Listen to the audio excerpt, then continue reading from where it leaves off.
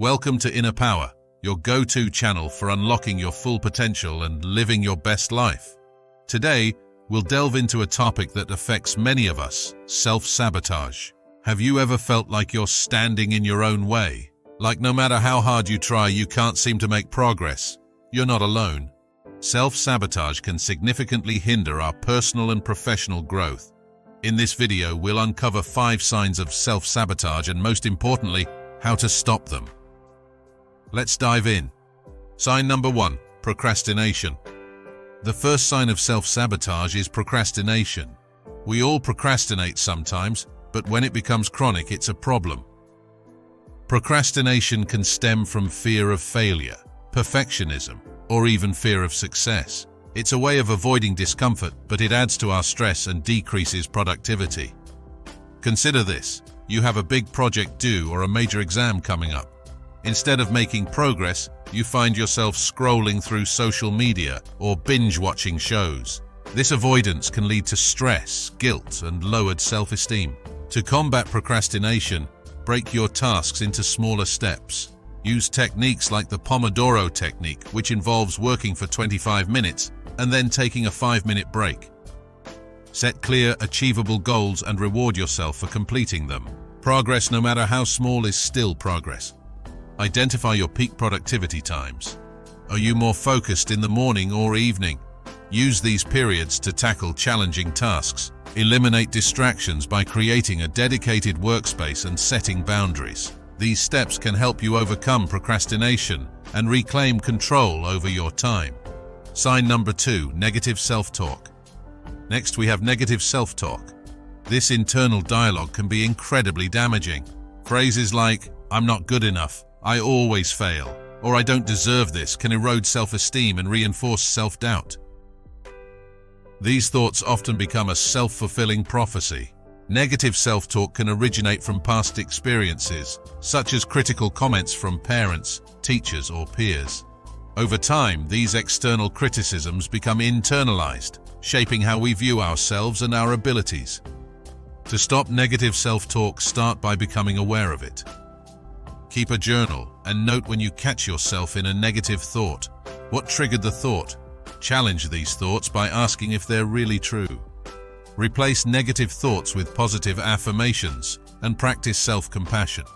Treat yourself as you would a dear friend, offering kindness and understanding instead of harsh criticism. Surround yourself with positive influences. Engage with people who uplift and support you. Engage in activities that make you feel good about yourself, whether it's a hobby, exercise, or spending time with loved ones. By changing your internal dialogue and external environment, you can build a stronger, more positive self-image. Sign number 3, perfectionism. The third sign is perfectionism. While striving for excellence can be positive, perfectionism can be paralyzing. It can lead to procrastination, anxiety, and burnout because nothing ever feels good enough. Perfectionists set unattainably high standards for themselves and are often their own harshest critics. Perfectionism often stems from a fear of failure or a desire for approval from others. We might believe that if we can just be perfect, we will be accepted and valued. However, this mindset can lead to constant stress and disappointment, as perfection is unattainable. Overcome perfectionism by setting realistic standards and focusing on progress rather than perfection. Embrace the concept of good enough. Understand that mistakes and imperfections are part of learning and growth. Give yourself permission to be human and to make mistakes. Recognize that done is better than perfect, and that taking imperfect action is often better than taking no action at all. Practice self-compassion.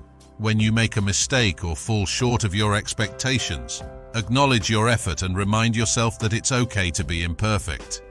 Engage in activities that allow you to experience and accept imperfection, such as trying a new hobby or learning a new skill. By facing and embracing imperfection, you can reduce the anxiety and stress associated with perfectionism and lead a more balanced life. Sign number 4, self-medication. Another sign of self-sabotage is self-medication. This can include excessive use of alcohol, drugs, food, or even work to avoid dealing with uncomfortable emotions or situations. It's a temporary escape that can lead to long-term problems. When we self-medicate, we are trying to numb the pain or discomfort instead of addressing the root cause.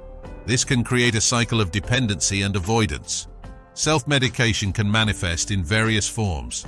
Some might turn to alcohol or drugs, while others might engage in emotional eating, binge-watching TV, or overworking themselves. These behaviors provide temporary relief, but can lead to long-term consequences such as addiction, health issues, and strained relationships. To break this cycle, acknowledge the problem and seek healthy ways to cope with stress. This might include exercise, meditation, or talking to a trusted friend or therapist. Develop healthier habits that support your well-being instead of undermining it. For example, instead of reaching after a stressful day, try going for a walk, practicing yoga, or journaling about your feelings. It's also important to build a strong support system. Surround yourself with people who encourage and support you in making positive changes. If you're struggling with addiction or substance abuse, consider seeking professional help from a therapist or support group. Remember, it's okay to ask for help and to take steps towards a healthier, more fulfilling life. Sign number 5, fear of failure. The final sign is fear of failure. This fear can prevent us from taking risks and pursuing our goals. It keeps us stuck in our comfort zones, unable to grow or achieve our full potential. The fear of failure can be paralyzing, leading us to avoid new opportunities and challenges because we're afraid of not succeeding. Fear of failure often stems from a desire to avoid disappointment or rejection. We might worry about what others will think of us if we fail, or we might fear that failing will confirm our own negative beliefs about ourselves. This fear can be so powerful that it stops us from even trying, leading to missed opportunities and unfulfilled potential. To overcome the fear of failure, reframe failure as a learning opportunity. Understand that every successful person has failed numerous times. Failure is not a reflection of your worth or abilities, but rather a necessary part of the growth process. By viewing failure as a stepping stone to success, you can reduce its power over you and feel more confident in taking risks. Take small, calculated risks to build your confidence.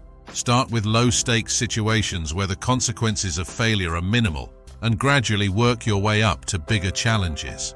Each small success will help build your confidence and resilience, making it easier to face larger risks in the future. Surround yourself with supportive people who encourage you to keep trying. Share your goals and fears with trusted friends or mentors who can provide encouragement and perspective. By creating a supportive environment, you can feel more secure in taking risks and pursuing your dreams. Self-sabotage can be a significant barrier to our personal and professional growth, but it doesn't have to be. By recognizing these signs and taking proactive steps to address them, we can break free from these patterns and move towards a more fulfilling life. Remember, the power to change your life lies within you. Thank you for watching. Until next time, stay strong and keep pushing forward. Subscribe to Inner Power for more content.